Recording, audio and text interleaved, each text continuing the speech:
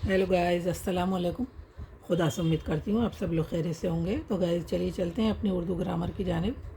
आज हम सिखाएंगे आपको तज़कीर व तानियस, मुज़क्कर और मुअन्निस। Number 1 मुज़क्कर, number 2 मुअन्निस। लड़का खेलता है, लड़की खेलती है। मुज़क्कर हो गया लड़का और मुअन्निस हो गई लड़की। दादा आए थे, मुज़क्कर हो गया, दादी आई थी, मुअन्निस हो गया। तो ये यही है फेमिनिन जेंडर और मैस्कुलिन जेंडर, यानी मेल और फीमेल। मुज़क्कर मेल और मुअन्निस फीमेल। धोबी आएगा, तो ये मुज़क्कर हो गया, और धोबन आएगी, मुअन्निस हो गया। राजा अच्छा है, मुज़क्कर हो गया, रानी अच्छी है, मुअन्निस हो गया ये। हिरन पकड़ा गया, मुज़क्कर, और मुअन्निस हिरनी पकड़ी गई। तो आपकी समझ में आ रहा होगा गाइस। कालिम नंबर 1 के फ़करों में लड़का, दादा, धोबी, राजा और हिरन ऐसे अल्फाज हैं जो नर के लिए इस्तेमाल होते हैं। और कालिम नंबर 2 के फ़करों में लड़की, दादी, धोबन और हिरनी ऐसे अल्फाज हैं जो मादा के लिए इस्तेमाल होते हैं। नर को मुज़क्कर और मादा को मुअन्निस कहते हैं। आपने ऊपर के फ़करों में देखा कि नर और मादा चीज़ों के नाम के साथ फ़ेल की शक्ल भी बदल गई, यानी फ़ेल सयगा मुज़क्कर से सयगा मुअन्निस में बदल गया। इसी तरह हर तज़कीर व तानियस के साथ, ख्वाह वो हकीकी जानदार हो या गैर हकीकी गैर जानदार, फ़ेल का सयगा भी इसी एतबार से मुअन्निस या मुज़क्कर में बदल जाता है, जैसा कि ऊपर के फ़करों से ज़ाहिर होता है। अक़साम तज़कीर व तानियस। तज़कीर व तानियस की मंदरजा झेल 2 किस्म हैं। तज़कीर व तानियस हकीकी, जिस जानदार इस्म नर के मुकाबले में इसकी मादा और मादा के मुकाबले में इसका नर हो, उसे तज़कीर व तानियस हकीकी कहते हैं। मसलन घोड़ा, घोड़ी, गाय, बैल, मर्द, औरत, मुर्गा, मुर्गी वगैरह। तज़कीर नंबर 2 तज़कीर व तानियस गैर हकीकी।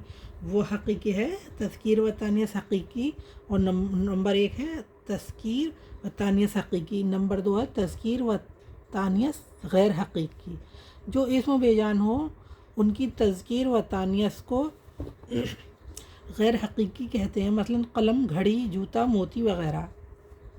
नोट: कभी कभी बेजान चीज़ों को इसकी छोटाई या बड़ाई ज़ाहिर करने के ख़याल से भी मुअन्निस या मुज़क्कर का सिगा इस्तेमाल करते हैं। मसलन पलंग से पलंगीरी, जूता से जूती, पतीला से पतीली, पहाड़ से पहाड़ी, टोकरा से टोकरी, घंटा से घंटी वगैरह। मसलन घंटा बजा, घंटी बजी। तज़कीर व तानियस हकीकी। झेल में जानदार इसमों के मुज़क्कर और मुअन्निस लिखे हुए हैं। इसमें मुज़क्कर और मुअन्निस के लिए जुदा जुदा अल्फाज मखसूस हैं। मुज़क्कर मुअन्निस: मर्द, औरत। मर्द मुज़क्कर, औरत मुअन्निस।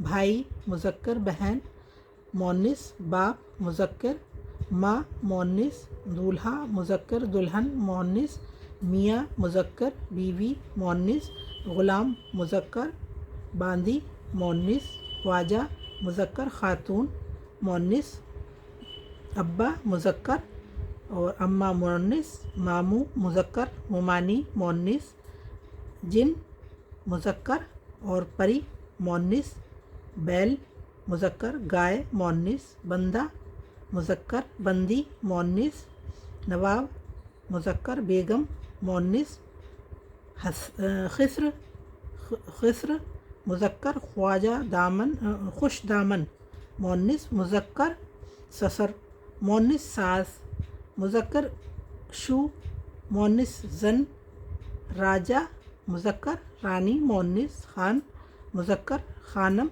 मुअन्निस, खालू मुज़क्कर, खाला मुअन्निस, पिद्र मुज़क्कर, मादर मुअन्निस। नंबर 2 अरबी ज़बान के बहुत से अल्फाज बतौर मुज़क्कर और उर्दू ज़बान में मुस्तअमिल हैं।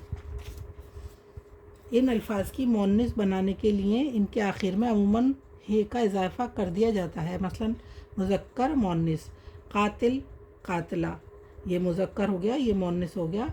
कातिल मुज़क्कर, اور قاتلہ مؤنث معلم مذکر معلمہ مؤنث مالک ملک مذکر ملکہ مؤنث ملازم مذکر ملازمہ مؤنث سلطان مذکر سلطانہ مؤنث عقیل مذکر عقیلہ مؤنث خادم مذکر خادمہ مؤنث ناصر مذکر ناصرہ مؤنث محترم مذکر محترمہ مؤنث مذکر شکیل مذکر شکیلہ مؤنث جمیل مذکر جمیلہ مؤنث شاہد مذکر شاہدہ مؤنث والد مذکر والدہ مؤنث بالغ مذکر بالغہ مؤنث عالی مذکر عالیہ مؤنث مکرم مذکر اور مکرمہ مؤنث ناظم مذکر ناظمہ مؤنث سلمہ مذکر سلمہ مؤنث مذکر مصنف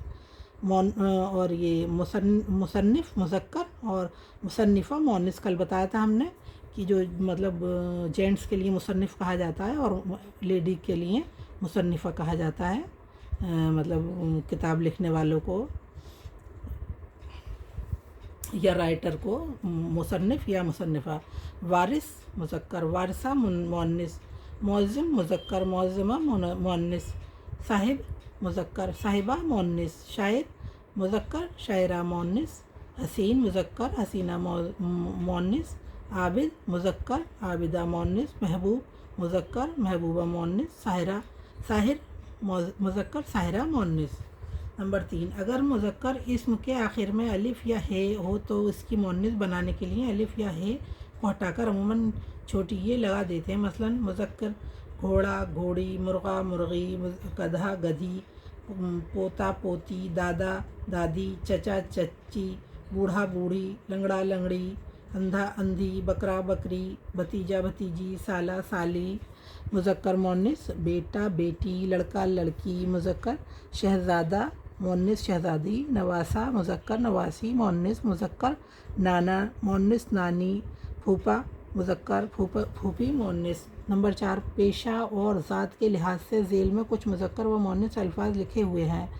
مذکر سے مؤنث بنانے کا کوئی خاص قاعدہ کلیہ نہیں ہے، مگر عموماً مذکر کے آخری حرف کو ہٹا کر نون لگا دیا جاتا ہے۔ مثلا مذکر مؤنث یہ ہے اس میں مالی مالن دھوبی دھوبن درزی درزن قصائی قصائن گوالا گوالن جوگی جوگن تیلی تیلن۔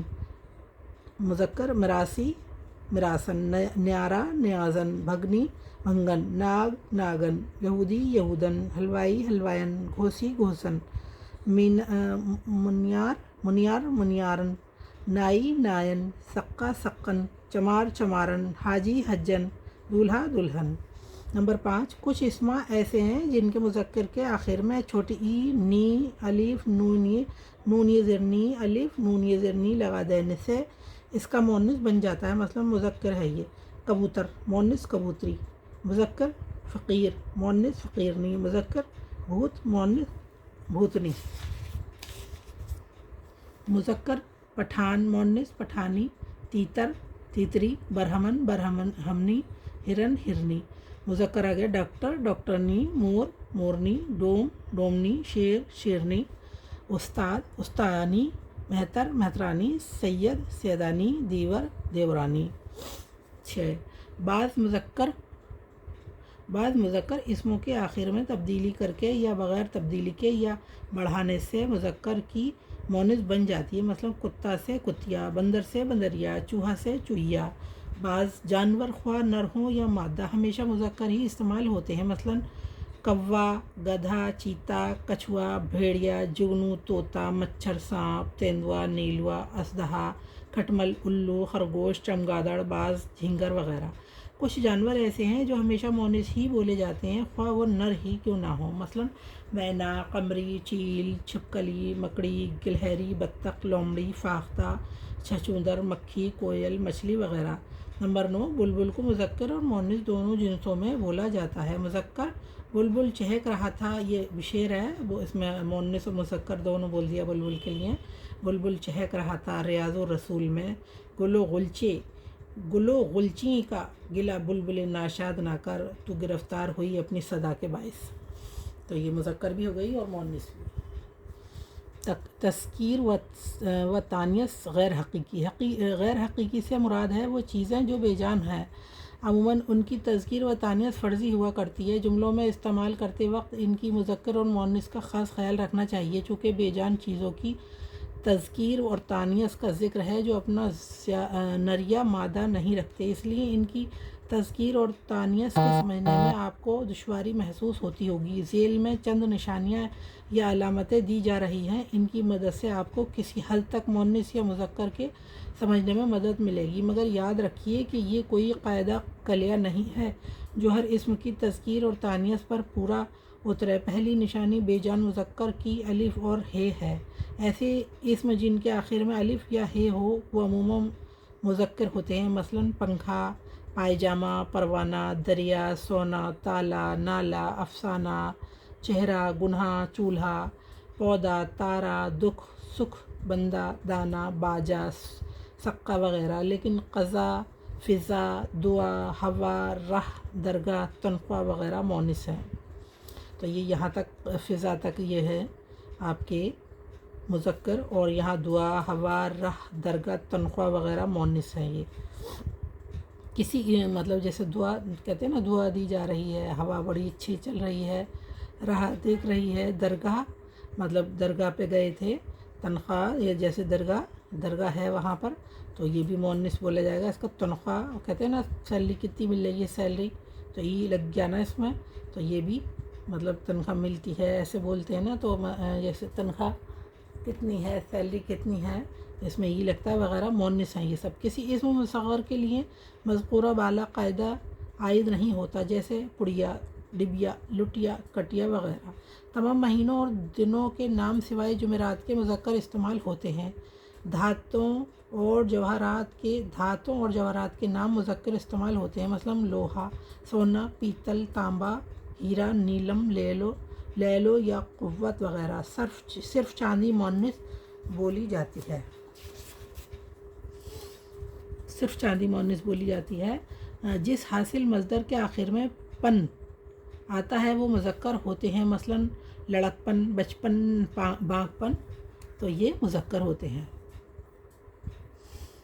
جس میں پن آتا ہے، جس حاصل مصدر کے آخر میں پن آتا ہے وہ مذکر ہوتے ہیں، مثلاً لڑکپن، بچپن، بانکپن وغیرہ۔ جس لفظ کے آخر میں دان، ستان ہوتا ہے وہ مذکر ہوتے ہیں، جیسے کوہستان، روشن دان، قلم دان، ہندوستان، قبرستان۔ جس لفظ کے آخر میں یا اور بڑی معروف چھوٹی ای ہو اسے عموماً مؤنث بولتے ہیں، مثلاً ٹوپی، چھری، قینچی، چاندی، پیالی، دری، سوئی، چاندنی، سفیدی، ہلدی، جڑی بوٹی وغیرہ۔ لیکن دہی، گھی، موتی اور پانی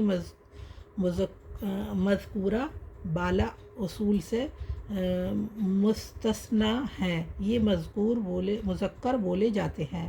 بیشتر الفاظ جن کے آخر میں ہے ہو مؤنث ہوتے ہیں، مثلاً پناہ، راہ، راکھ، درگاہ، تنخواہ، جگہ، سوجھ، توجہ وغیرہ۔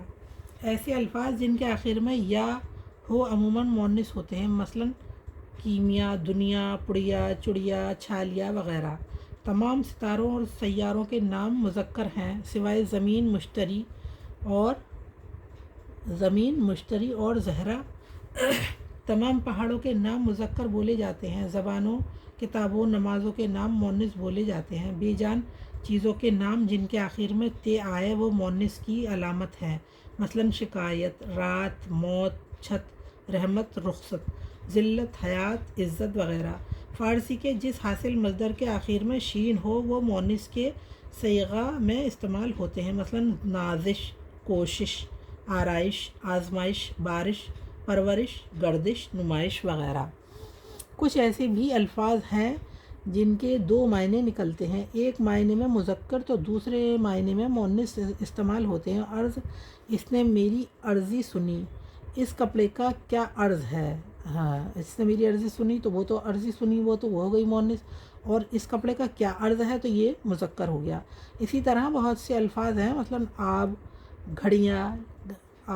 گھڑیال، کان، چاہ، گزر، تال وغیرہ۔ اردو زبان میں کچھ ایسے الفاظ بھی ہیں جو مذکر اور مؤنث دونوں طرح بولے جاتے ہیں، یعنی یہ الفاظ اگر ایک جگہ لکھنؤ مؤنث بولے جاتے ہیں تو دوسری جگہ دہلی مذکر، جیسے نقاب، املا، گیند، طرز، درود، مالا، فاتحہ، فقر اور بلبل وغیرہ۔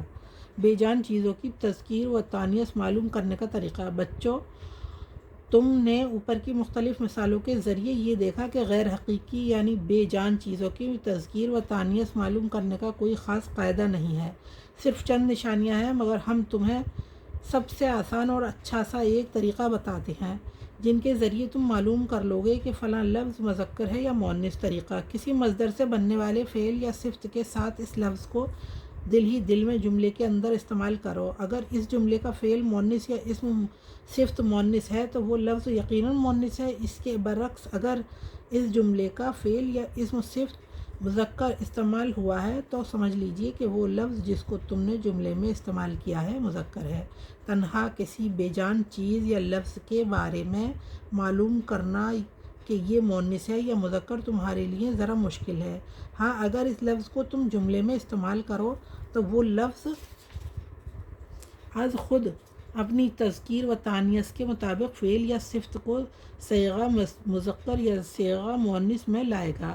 اگر مذکر کی جگہ مؤنث اور مؤنث کی جگہ مذکر استعمال ہوا ہے تو جملے کی غلطی اور بھدے پن سے تم پر یہ بات واضح ہو جائے گی کہ لفظ کی تذکیر و تانیث میں غلطی ہے۔ مثال کے طور پر اگر تم سے امتحان میں پوچھا جائے کہ ذیل کے الفاظ مذکر ہیں یا مؤنث تو جواب لکھنے سے بیشتر ان الفاظ کو دل ہی دل میں جملے کے اندر بتائے ہوئے طریقے سے استعمال کرو تو تم دیکھو گے کہ جملہ از خود بتا دے گا کہ وہ لفظ مذکر ہے یا مؤنث۔